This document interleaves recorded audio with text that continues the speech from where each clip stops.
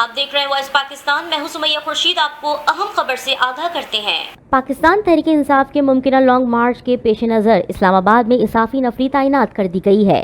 راستوں کی بندش کا پلان پر عمل درآمد کے لیے اقدامات شروع کر دیے گئے۔ راستے بند کرنے کے لیے کنٹینرز پہلے ہی پہنچا دیے گئے، جبکہ تحریک انصاف نے پہلے روز کے راستوں کا شیڈول جاری کر دیا۔ لانگ مارچ کلمہ چوک سے براستہ فیروز پور روڈ جائے گا۔ دوسرے روز تحریک انصاف کا لانگ مارچ شاہدرہ سے شروع ہوگا۔ تحریک انصاف کی قیادت نے پارٹی رہنماؤں کو اشتہاری مہم اور کیمپس لگانے کی بھی ہدایت کر دی۔ سابق وزیر اعظم عمران خان کی جانب سے لانگ مارچ کے آغاز کے بعد اس حوالے سے تحریک انصاف کی حکمت عملی کی تفصیلات بھی سامنے آ گئیں۔ تحریک انصاف کا لانگ مارچ ایک ہفتے کی تاخیر یعنی 4 نومبر کو اسلام آباد پہنچنے کا امکان ہے۔ بتایا گیا ہے کہ عمران خان اس دوران پنجاب بھر میں عوامی رابطہ مہم چلا کر عوام کو لانگ مارچ کا حصہ بنائیں گے۔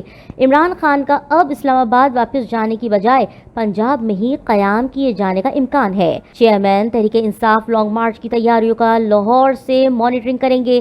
مزید بتایا گیا ہے کہ پی ٹی آئی کے ہر ضلع کی تنظیم کو ہر ضلع سے 6000 کارکنان کو لانگ مارچ میں لانے، کھانے پینے کے انتظامات مکمل کرنے کا ٹاسک دیا گیا ہے، جبکہ مرکزی رہنما اراکین اسمبلی متعلقہ تنظیمیں اپنے قافلوں کی قیادت کرتے ہوئے لبرٹی چوک پہنچ کر لانگ مارچ میں شامل ہو جائیں گے۔ جبکہ لانگ مارچ کی موومنٹ کے حوالے سے یہ فیصلہ کیا گیا ہے کہ جی ٹی روڈ کے راستے اسلام آباد کی جانب سے بڑھنے والا لانگ مارچ صرف دن کے اوقات میں آگے بڑھے گا۔ رات ہو جانے پر لانگ مارچ اس وقت جس مقام پر ہوگا وہیں رک جائے گا۔ عمران خان کی تقریر کے بعد رات کا قیام وہیں ہوگا۔